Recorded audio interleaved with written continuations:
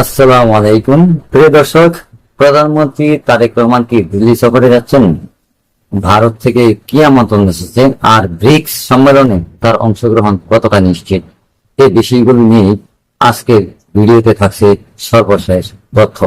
দর্শক, প্রথমে গুরুত্বপূর্ণ তথ্যটি জানিয়ে রাখি, 12 আগস্ট 2026 পর্যন্ত প্রধানমন্ত্রী তারেক রহমানের দিল্লি সফর চূড়ান্তভাবে নিশ্চিত হয়নি। তবে ভারত সরকারের পক্ষ থেকে তাকে ভারত সফরে আমন্ত্রণ দেওয়া হয়েছে।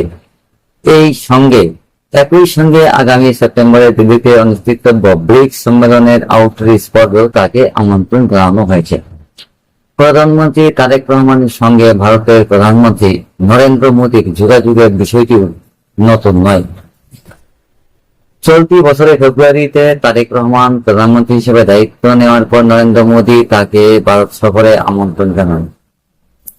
এখন প্রশ্ন হচ্ছে, সেপ্টেম্বরে কি তিনি দিল্লি যাবেন? ভারতের ব্রিক্স সভাপতিত্বের সময় আগামী 12 ও 13 সেপ্টেম্বর নয়াদিল্লিতে 18তম ব্রিক্স সম্মেলন অনুষ্ঠিত হওয়ার কথা রয়েছে। বাংলাদেশ কিন্তু ব্রিক্সের সদস্য নয়। তবে ভারতের আমন্ত্রণে ব্রিকের চেয়ার হিসেবে প্রধানমন্ত্রী তারেক রহমানকে আউটরিচ কার্যক্রমে আমন্ত্রণ জানানো হয়েছে বলে বিভিন্ন প্রতিবেদনে উল্লেখ করা হয়েছে।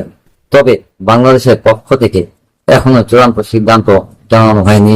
10 আগস্ট বাংলাদেশের পররাষ্ট্র মন্ত্রী খলিলুর রহমান বলেছেন, প্রধানমন্ত্রী ভারত সফর নিয়ে এখনো কোনো সিদ্ধান্ত হয়নি। এখানে আরেকটি গুরুত্বপূর্ণ বিষয় রয়েছে, ভারত ও বাংলাদেশের সম্পর্কের বর্তমান পরিস্থিতি দুই দেশের মধ্যে বাণিজ্য, সীমান্ত, পানি নিরাপত্তা, আঞ্চলিক যোগাযোগ এবং পারস্পরিক স্বার্থের মতো গুরুত্বপূর্ণ বিষয় রয়েছে। তাই প্রধানমন্ত্রী তারেক রহমানের সম্ভাব্য দিল্লি সফর হলে তা শুধুমাত্র আনুষ্ঠানিক সফর নয়, বরং দুই দেশের সম্পর্কের ভবিষ্যৎ দিক নির্দেশনার ক্ষেত্রেও গুরুত্বপূর্ণ হতে পারে।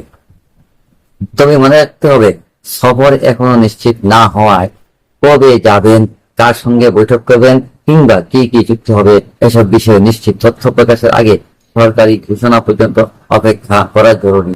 সুতরাং সর্বশেষ অবস্থান হলো, ভারত থেকে আমন্ত্রণ এসেছে, দিল্লি সফরের সম্ভাবনা রয়েছে, কিন্তু প্রধানমন্ত্রী তারেক রহমানের সফর এখনো চূড়ান্ত ভাবে নিশ্চিত নয়। দর্শক, নতুন তথ্য বা সরকারি ঘোষণা এলে আমরা আপনাদের জানিয়ে দেব।